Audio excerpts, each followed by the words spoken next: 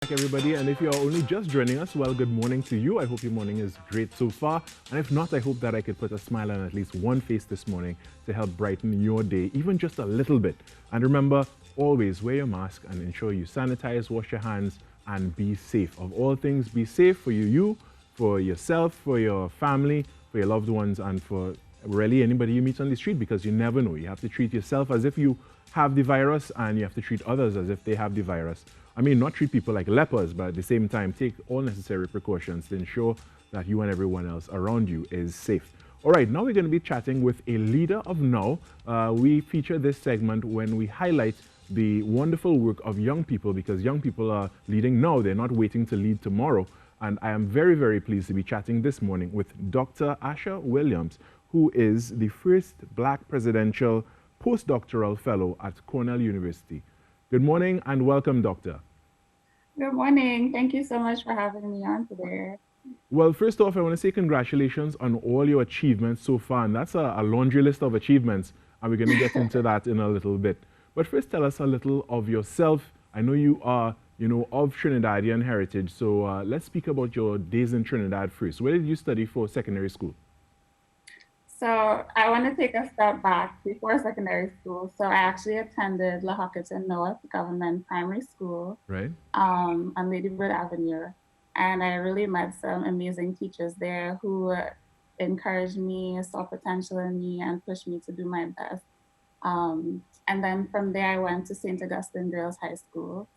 And again, amazing teachers and mentors. And at the end of Form 6, I was awarded a National Open Scholarship in Wow. the natural sciences.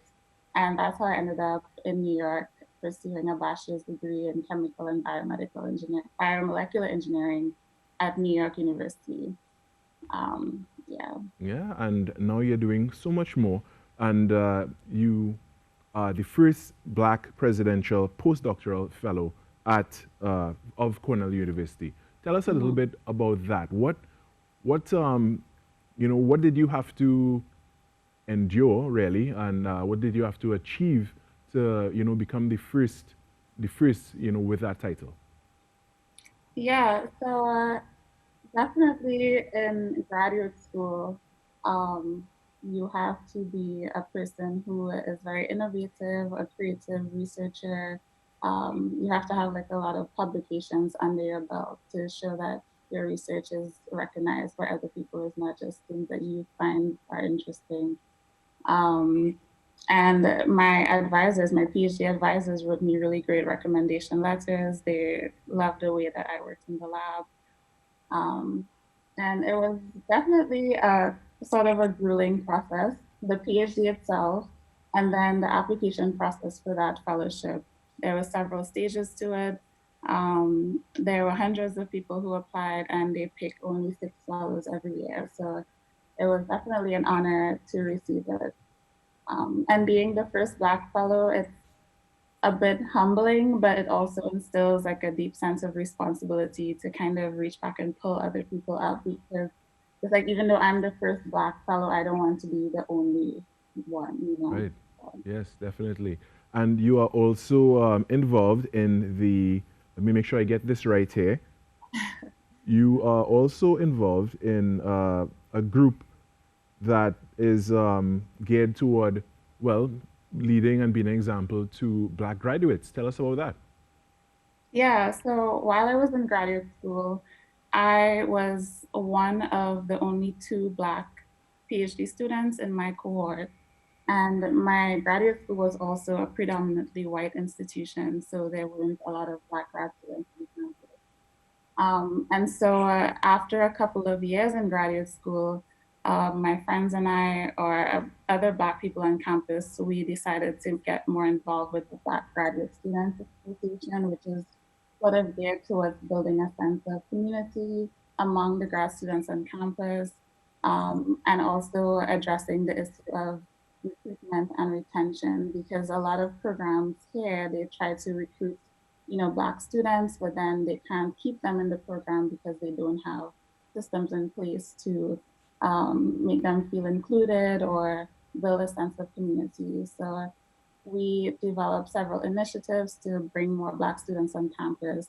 and also initiatives to kind of help the school create an atmosphere that was more conducive for the minority students. And that and much more work that you do. I wish I could chat with you a little longer because there's so much we could chat about because of everything that you are doing and you continue to do. But quickly before we go, what gives you the motivation to do what you continually do, to have done what you have done, and for the plans that you have for the future? What's your main source of motivation? Uh, I think it's just, passion for what you're doing. So, having a deep interest in the areas of studies. So even from secondary school, I was always interested in math and sciences and problem solving. And that kind of carried through over the years. And right now, the project that I'm working on, it's more directly related to helping, the situation that we're in with the current pandemic.